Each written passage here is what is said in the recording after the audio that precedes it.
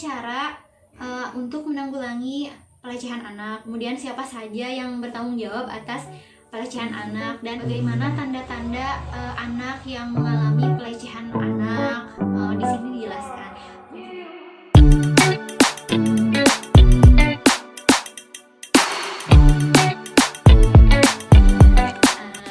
Bismillahirrahmanirrahim. Assalamualaikum warahmatullahi wabarakatuh.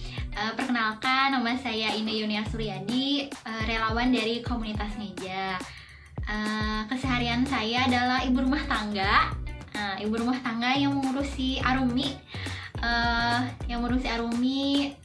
saung komunitas Ngeja juga. Kesehariannya di saung komunitas Ngeja sebagai tutor di PKBM Celah Cahaya.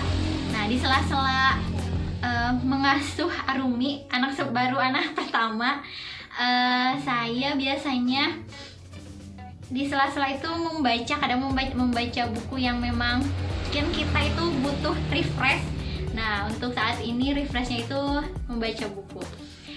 Nah, kali ini saya akan mereview buku yang berjudul Pelecehan Anak, Kenali dan Tangani. Kenapa saya memilih buku ini? Karena saya merasa perlu untuk membaca hal-hal baru, bukan hal-hal baru ya, jadi hal-hal yang sekarang ini booming, baik itu di media sosial, di masyarakat mengenai pelecehan anak. Apalagi saya kan baru ya, ibu baru, ada merasa takut, bagaimana kalau misalkan anak saya gimana-gimana. Sebelum itu saya merasa perlu untuk membaca ini, Pelecehan Anak, Kenali dan Tangani. Nah, Pelecehan Anak ini, buku ini itu dikarang oleh Nurul Khomaria. Nah, menjaga buah hati dari sindrom. Kemudian, nah kita lihat. Buku ini sampulnya menarik ya, teman-teman. Di sini ada seorang ibu sedang bersama anaknya, kelihatan gembira sekali. Nah, menurut saya ini cover dari buku ini sangat bagus. Kita lihat. Nah, buku ini diterbitkan oleh Tinta Medina Solo. Kemudian, nah, penerbitnya Tiga Serangkai. Kemudian ini cetakan pertamanya itu tahun 2014, halamannya itu sampai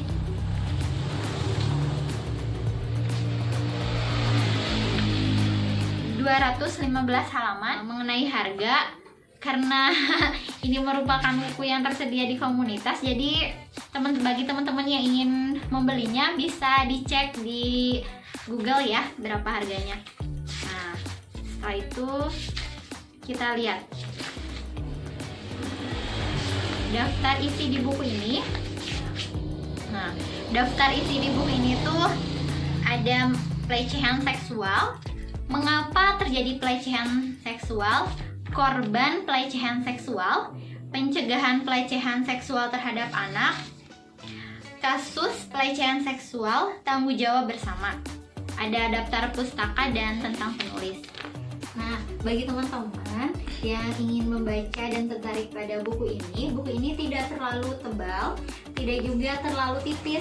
Tebalnya itu ada sekitar 3 cm dan panjangnya itu 20 cm. Nah, teman-teman, yang pertama saya akan membahas mengenai apa isi dari buku ini. Nah, isi dari buku ini secara keseluruhan itu mengenai pelecehan anak.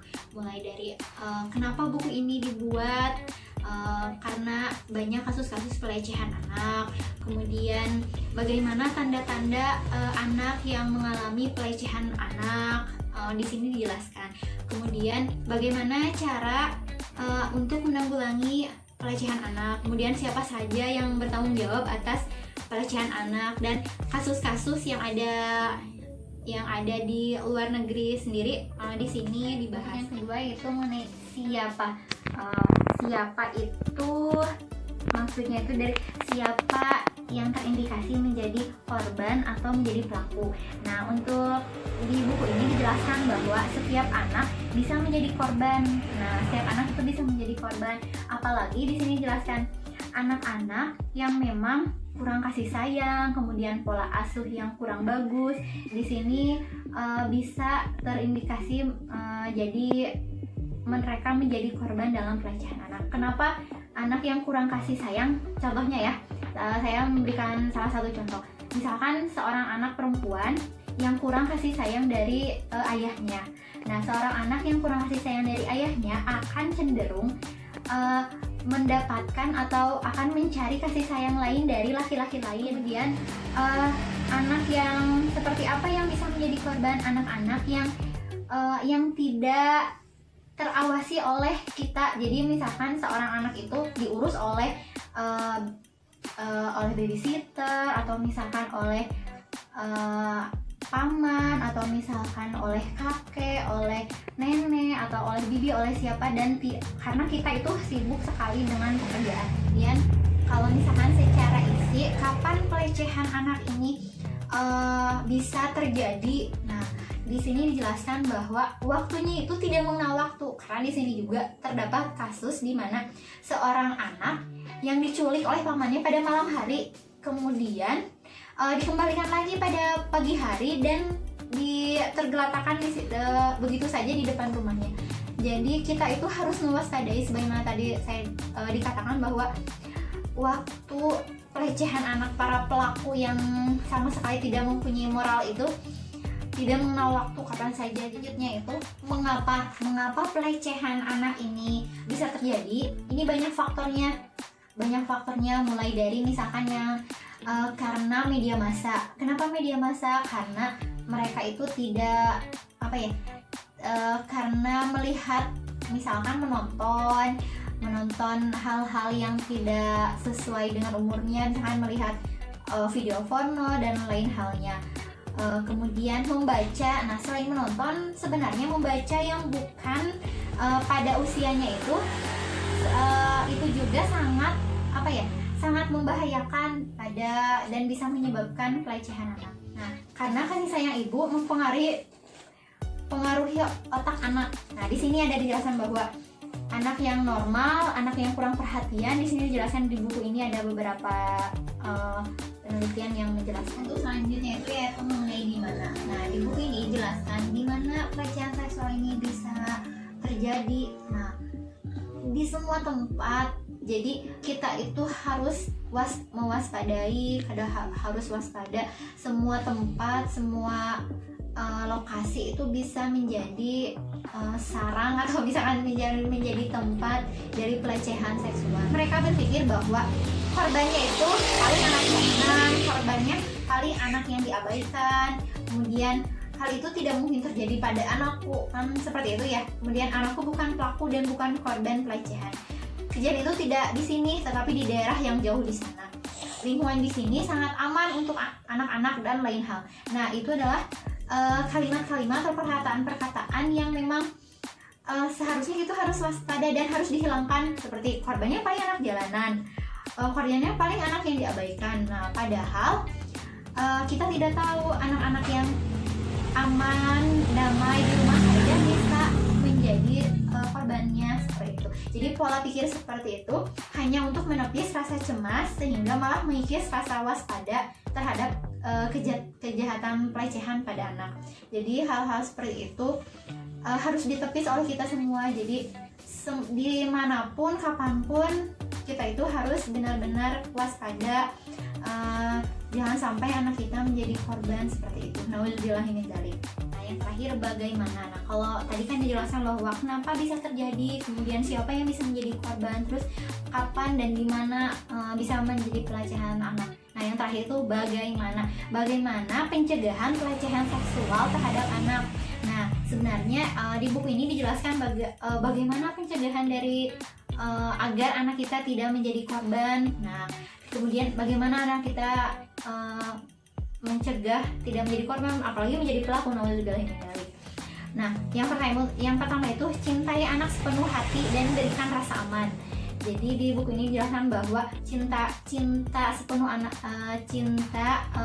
hati dari orang tua ini merupakan salah satu mencegah dari pelecehan seksual terhadap anak. Kemudian tanamkan jiwa maskulinitas dan feminitas dengan jelas. Kemudian ada banyak menanamkan rasa malu, kemudian beritahu jenis-jenis sentuhan, memberitahu situasi yang dimungkinkan, bekal ilmu bela diri, menutup aurat, dan banyak lagi. Teman-teman, di buku ini dijelaskan bahwa sebenarnya pelecehan seksual itu bukan hanya pelecehan pada jenis kelamin saja, yang berhubungan dengan kelamin atau kita saja dipermalukan, misalnya anak-anak kita itu dipermalukan, diolok-olok oleh orang lain dan anak kita merasa malu, itu pun merupakan salah satu pelecehan seksual. Atau misalkan di jalan raya kita berjalan, atau misalnya anak kita berjalan terus ada yang mengganggu atau seperti apa ya. Nah, itu merupakan salah satu pelecehan seksual pada anak. Jadi bagi para orang tua, menurut saya ini buku yang menarik, kemudian menambah ilmu juga agar kita waspada, kemudian kita selalu menyayangi ya anak kita, mewaspadai hal-hal buruk terjadi pada anak kita. Itu pesan saya. Karena seorang anak yang biasanya menjadi korban, biasanya juga terindikasi mereka bisa menjadi pelaku. Nah, untuk hal itu mari kita putus mata rantai itu dengan cara mencegah, meskipun bukan hanya pada anak kita tapi pada saudara, pada tetangga. Nah, kita harus peduli dan harus mewaspadai hal itu semua. Mudah-mudahan pelecehan seksual pada anak ini bisa tidak ada lagi ya, tidak terjadi lagi, karena melecehkan anak berarti melecehkan anak bangsa, melecehkan penerus bangsa yang merupakan generasi emas di negeri ini. Sekian resensi dari saya, semoga bermanfaat. Wassalamualaikum warahmatullahi wabarakatuh.